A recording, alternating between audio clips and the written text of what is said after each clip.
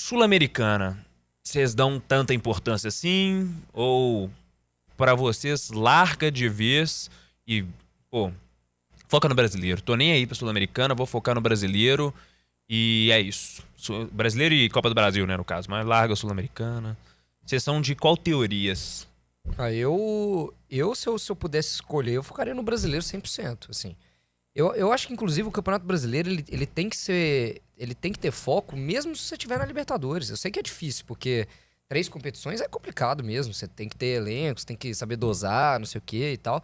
Mas aqui no Brasil a gente se acostumou a sempre dar prioridade para as competições de mata-mata. A gente vê, o Atlético foi um bom exemplo isso no final do ano passado, que se você for deixando o brasileiro para trás, você pode se complicar bastante, né? Então, tem que tentar disputar as 3 de alguma forma. É difícil, não vai ganhar as 3, é muito raro isso acontecer. Nunca aconteceu de um time ganhar as 3 principais competições na temporada.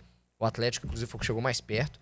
Mas tem que focar no brasileiro, porque não dá pra você jogar toda a sua temporada em cima de um mata-mata que você não sabe se você vai ganhar. Uhum. Então você tem que tentar garantir os seus pontos ali, ficar sempre ali no topo. O Cruzeiro no ano passado ele tava até conseguindo fazer isso de uma certa forma. Depois saiu o Seabra e aí começou toda aquela crisezinha ali, o time foi perdendo posição. Aí quando ele foi perdendo posição, ele foi jogando a responsabilidade mais ainda na Sul-Americana. Deu certo porque chegou na final, né? Aí a final perde, acontece. Mas mostrou que se ele não tivesse, talvez se ele tivesse mantido o foco no brasileiro também, poderia estar hoje na Libertadores mesmo ganhando ou perdendo o título, né? Uhum. E o Atlético acho que é a mesma coisa, né? Então assim, o campeonato nacional é a garantia, é a única garantia que você tem até o final do campeonato. São as 38 rodadas que você vai ter, entendeu? Então assim, por mais difícil que seja, você tem que tentar manter sempre a cabeça no Campeonato Brasileiro também. Assim. Mas eu acho que a Sul-Americana, talvez pro Cruzeiro, vai ter um peso maior do que pro Atlético, porque talvez os caras estejam com esse gosto ali de Gasgado ali do ano passado. ter perdido, aí vai querer ganhar, não sei. Tem que ver como é que vai ser a mentalidade desse grupo aí. E tu, Marcão? Olha, é uma pergunta difícil de responder. Muito difícil de responder. No final do ano passado, quando o Atlético perdeu e o Cruzeiro também, né, ficou para trás na tabela do brasileiro, e os dois iam disputar a Sul-Americana, a primeira ideia que todos nós tínhamos era que agora vai focar no Campeonato Brasileiro e a Copa do Brasil que paga bem. Eu acho que a Copa do Brasil, todos eles têm que jogar com muita vontade, porque a premiação é muito alta e é significante para o seu planejamento do próximo ano. Isso é fato.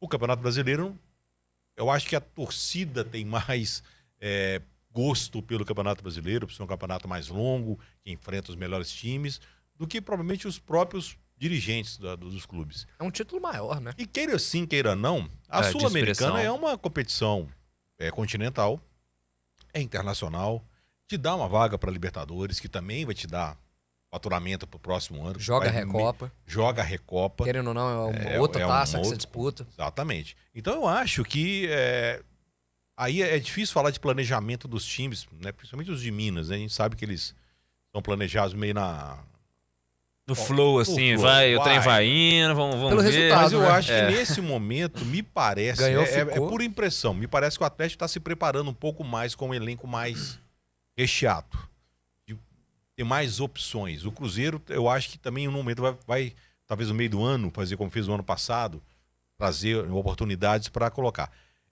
É um momento onde o elenco vai dizer, se você tem um elenco curto, enxuto, tem um bom time, mas um elenco curto, abandona a Sul-Americana e vai para a Copa do Brasil e Brasileirão, né, para fazer o máximo que você puder. Se você tem um elenco grande, um elenco que você pode rodar, principalmente nessa fase inicial desses times que o Rafa falou aqui, poxa, coloca o time misto para jogar, vai rodando o elenco, vai deixando o pessoal jogar para não estragar todo mundo. Então é uma questão de planejamento mesmo. Eu acho que tem que disputar os 3 para ganhar, mas tem que preservar o elenco, por isso que a definição do elenco é grande. Em um determinado momento eu achava que a Sul-Americana era bobagem, hoje eu já tenho uma opinião diferente. Eu acho que ela é importante sim, tem que disputar, tem que ganhar, tem sua relevância, mesmo sendo considerado por muitos como a segunda divisão da América Latina. Mas a Sul-Americana poderia ser tratada de uma melhor forma, né? Ela poderia ser mais bem valorizada, não por... Eu acho que sabe? Não tô falando por nós, Premiação, não. Não, tô falando por pelos nós, próprios clubes? Não, tô falando pelos próprios clubes e pela própria Conmebol mesmo. Porque assim, por que eu acho que a gente despreza o público, despreza muito, assim, a Sul-Americana? Porque você pode fazer um campeonato medíocre no Brasileirão, você ganha uma vaga para uma competição internacional. Isso perde valor, entendeu? Isso porque a Libertadores está com muita vaga. Né? Se você coloca uma Libertadores, aí é óbvio, tudo volta a questão financeira e tudo mais. Os clubes brasileiros hoje é muito mais interessante para a Conmebol que tenha o 7º colocado no Brasileiro do que o vice-campeão da Bolívia, entendeu? Porque esse time vai ser mais forte. Né? Não é pelo mérito do que você fez no seu campeonato. É por força, principalmente financeira. Né? Só que se você faz uma Libertadores, por exemplo, como era antigamente, com o G4, e aí vamos supor, o 5º, 6º do Brasileirão vai pra Sul-Americana, o 5º, 6º de cada país, né? Dos 10 países da América do Sul, vamos supor. Você já faz uma Sul-Americana legal, porque são o 5º e o 6º do Brasileiro. Fez um campeonato honesto ali. Sabe o que matou isso? E não foi pra Libertadores, mas foi pra uma competição boa. Hoje, se você não cai... O Atlético ano passado. Você sabe o que matou isso? Valoriza o campeonato. Você sabe onde é que mudou isso? Valoriza até a Libertadores, no meu modo de ver, porque você fica em nono no Brasileiro e vai pra Libertadores. O que mudou isso foi a pré-Libertadores. Porque hoje você tem até o 8º colocado praticamente no Campeonato Brasileiro, né? Considerando um campeão diferente da Copa do Brasil e mais sul-americana, você tem aí praticamente 8 times disputando vaga na Libertadores. Ou seja, sobra pro fundo do poço ali, mais 6 vagas praticamente.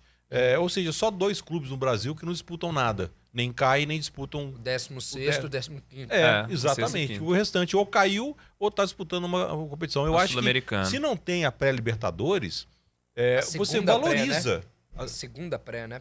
A pré-Libertadores tem 2 mata-matas agora. Né? Exatamente. Mas assim, podia reduzir isso, podia reduzir. Classificou, valorizando a Sul-Americana. Porque aí o time que não foi para a Libertadores nessas 8 vagas... Poxa, lá o 6º colocado vai para uma Sul-Americana, você já começa a elevar o nível. Isso de todos os clubes. Então, é uma questão de formulação. Concordo com você, a Conmebol não valoriza a competição dela.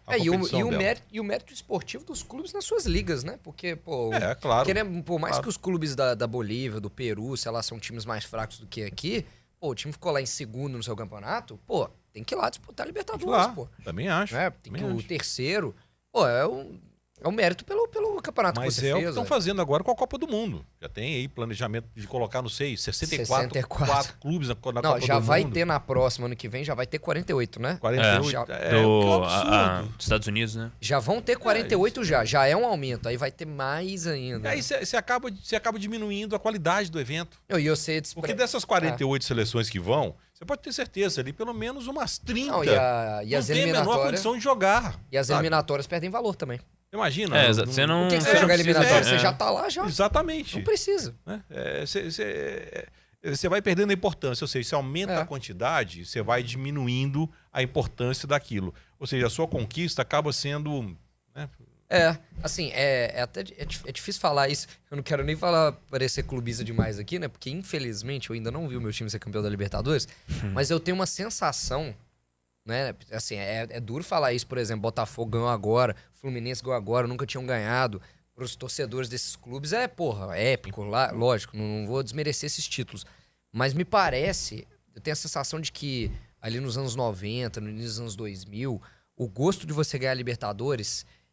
parecia ser maior do que hoje, porque só ia o campeão e o vice, vamos supor, do Brasileirão. Aí os bons, cara. Era um campeonato bom. Quando o Cruzeiro ganhou a Libertadores, ele se classificou porque ele ganhou a Copa do Brasil no ano anterior, e quem foi junto com ele foi o Grêmio, que era o campeão brasileiro. Tinham 2 representantes brasileiros. Ou seja, você é a nata da nata do continente que tá lá. Então, hoje você joga com... E não é desmerecendo quem ganhou recente, não. Assim, foi lá, ganhou, justo, maravilha. Mas assim, como hoje em dia tem muita vaga... muito time jogando, principalmente aqui do Brasil, você fica aquela coisa tipo, não, sabe? Parece que você vai ver um jogo... Parece que você joga na Copa do Brasil. Mas realmente... Você vai ver um jogo da Libertadores hoje, Flamengo contra a Universidade Pérez, que eu nem sei se existe. Uns nomes que às vezes aparecem... Se esse time não existe, ele tem que ser criado hoje. Aí você vê, para um jogo de Libertadores, o Flamengo é um grande time, tem um grande elenco, talvez o melhor da América Latina hoje. Vai jogar contra um time inexpressivo, vai chegar lá em cima de uma maneira mais fácil, vai disputar a final passando por times pequenos. Isso vale para todos. Então você começa a quebrar os grandes embates da competição, porque tem times pequenos demais jogando. Então, de um modo geral, se você olhar ao longo do campeonato, você acaba perdendo a qualidade do evento que você está assistindo. Jogos ruins. Você vai ver 4, 5, 6 jogos bons quando tiver a semifinal. Pô, então, pra que você está disputando isso tudo? Isso. Agora, muita gente ganha dinheiro com isso. Parece que essa ganha. Não, mas isso está acontecendo, claro. Dinheiro, né? Então, só uma informação aqui, o Atlético Paranaense tomou um gol do Maringá, tá perdendo em casa aí, 1-0. O Atlético Paranaense vai amargar esse ano. Pois cara, impressionante. Perdeu os principais jogadores. Mas só pra encerrar esse papo assim de Libertadores e tal, nós que crescemos eu e o Rafa, que a gente cresceu nos anos 2000 e viu o Campeonato Brasileiro nos anos 2000, cara, eu lembro que assim, você ficar, quando você conseguia ali entrar no G4 e ficar, sei lá, no quarto, terceiro, eu falei assim, putz... Eu vi tão poucas vezes isso. Mas você viu, pô. Você valoriza, cara. Mas assim, é legal. Você fui pra Libertadores. Não, assim, maravilhoso. Última tá rodada, maluco. Penúltima rodada, entrei em quarto ali, nossa, nós vamos pra Libertadores. Espetáculo. Assim, você até valorizava a vaga. Aí agora, pô, tipo assim, tô em nono aqui, o Botafogo vai ganhar Libertadores, o brasileiro vai abrir a vaga que eu vou pegar. O Atlético tá nessa Sul-Americana, pra mim, é a coisa mais broxante do mundo, cara. Porque o time realmente tava pra cair na última rodada. Ele tava assim, ou eu ganho aqui, ou eu caio. E agora tá aí disputando a Sul-Americana. É isso mesmo. E, enfim, se ganha a Sul-Americana, que tem chance, porque é um dos favoritos, né? É um dos favoritos. Tem chance. Tá lá na Libertadores ano que vem. De novo. Foi uma fatalidade, né? O time despencou. Não, foi um absurdo o que aconteceu. Largou o brasileiro. Foi um absurdo. Não, mas largou o brasileiro, despencou na Copa do Brasil, fez 2 jogos medíocres. As finais foram horríveis, né? Despencou quando o Botafogo, com um a mais. Vexame ali na seja o final, maior vexame né? da história do Atlético recente. Esse jogo contra o Botafogo vai ser lembrado sempre. Um a mais no primeiro minuto de jogo, você não conseguir criar alguma coisa para vencer um time adversário. Ainda toma 3. Tomou 3 gols ainda do Botafogo. Você vê como é que o futebol O Botafogo era um bom né? time, mas não era um time assim que você... É um dos melhores Botafogos da história, eu acho. Tudo bem, mas não é um time que você fala assim, olha, esse time vai entrar e vai aplicar 5 no Atlético. Não vai. Não. O Atlético, o Botafogo com 11... Era talvez favorito. não fizesse os 13. Era favorito, mas talvez não fizesse os 3. Sim. Né? Porque o Atlético talvez o caso mais fechado. Agora, é um absurdo isso, o que o Atlético fez. Foi um momento atípico nas últimas... Foi uma final de temporada muito bizarra mesmo. Deprimente. Talvez a presença do Cuca seja um alento para a torcida do Atlético ter uma estabilidade maior. Porque é um cara que conhece o grupo, conhece o clube, ele tem uma identificação. Essa semana saiu um vídeo da mãe do Cuca, cara, declarando atleticano, agradecendo as orações. Isso tudo mexe com o torcedor, com o ambiente interno. Então, pode ser que esse equilíbrio que o Atlético esteja buscando esse ano tenha, né? Que é o equilíbrio que o Cruzeiro está buscando com o Leonardo Jardim, né? A gente não sabe como é que está o Cruzeiro. O Cruzeiro hoje é uma interrogação gigante, porque ninguém sabe o que aconteceu, né? Teve alguns amistosos aí, né? Sábado passado enfrentou o Botafogo, ficou 3-3. Parece que... Meteu um 12-0 no Boston City. Esse a gente comentou. O 3-2, né, no Pouso Alegre. Pouso Alegre 3-2. Eu tô preocupado que o time tá tomando muito gol. Pois essa é a preocupação que a gente também, tem. Né? Pois é. O time não sabia fazer gol, pelo menos tá Matheus fazendo. Pereira fez 2, né, nesse, inclusive. E agora vai enfrentar tem uma outra interrogação, Matheus Pereira, como que ele vai entrar esse ano. E vai enfrentar agora o Red Bull Bragantino e esse aí vai ter transmissão. Você até falou essa coisa que a mãe do Cuca falou e tudo mais. Eu até comentei aqui antes do programa começar com o Rafa, que o Matheus Henrique ontem foi lá no Charla e se declarou o Cruzeiro, falou que tá muito feliz aqui, que não se vê indo embora, que se depender dele ele fica por muito tempo, quer virar ídolo, não sei o quê. Isso também cria pro torcedor um negócio legal, né? Se vê, tinha um cara que até hoje, nos piores momentos, é o único que não foi criticado, desde o ano passado, que realmente vem jogando muita bola. E um dos poucos que escapa do time. Um dos poucos que tá escapando das críticas.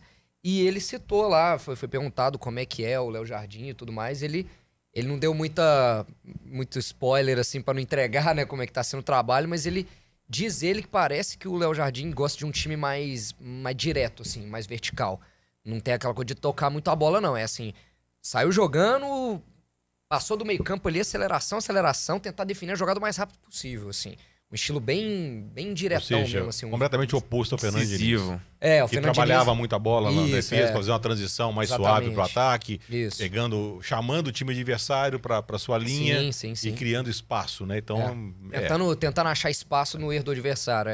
Eu acho que o Cruzeiro tem um bom elenco. Vamos ver, né? Porque o Cruzeiro tem esses jogadores também de transição, né? O Cruzeiro tem um bom time, é inegável isso. O Cruzeiro montou um bom time. A questão toda do Cruzeiro hoje, para mim, é um equilíbrio do grupo, o equilíbrio interno. É a questão, né, da vontade de querer jogar, trazer alguns jogadores que no passado aí, né, não se importavam muito, fazer eles se importarem.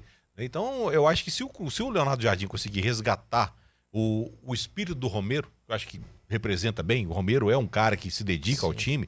O Matheus Henrique agora, né, com essa declaração. O Cruzeiro é um time forte. Claro que vai vir com um time forte. Tem muita opção. Né? Tem muita opção. Então, é uma questão de equilíbrio, né? É por isso que eu falo, os times, o Atlético está num estágio, eu acho, superior, porque a gente está vendo ele jogar. Agora, tem um detalhe. O Atlético jogou o Campeonato Mineiro. A gente não pode esquecer disso. Porque uma coisa agora o sarrafo foi pra cima. Agora a régua sobe para todos os times, né? Mas a gente não pode balizar um Campeonato Mineiro para falar, o time tá voando, vai ganhar tudo, é favorito na Sul-Americana. Ainda não dá para cravar, apesar de ter feito bons jogos. Né? Isso aí é inegável. Inclusive, saiu hoje, né, mostrando o efeito prático, né, de como é que o Léo Jardim já mexeu em muita coisa lá. Saiu uma notícia de que o Cássio e o Wallace perderam, respectivamente, 4 e 6 quilos. Então o Cássio perdeu 4 quilos e o Wallace perdeu 6 quilos. Legal. Então já botou... O Wallace é um cara que tem que ser trabalhado. Já botou os caras pra ficar no peso e parece que saiu inclusive uma foto do Dineno que vem sofrendo questões de lesão desde que chegou. Uma foto dele forte pra caramba, parece que ganhou uma massa também, parece que tá um cara mais forte, fazendo uma preparação específica. Ele ainda não tá trabalhando com o grupo, porque eu acho que ele ainda não tá 100%, mas parece que o Jardim tá botando os caras pra correr. Tá botando os caras pra correr também, né?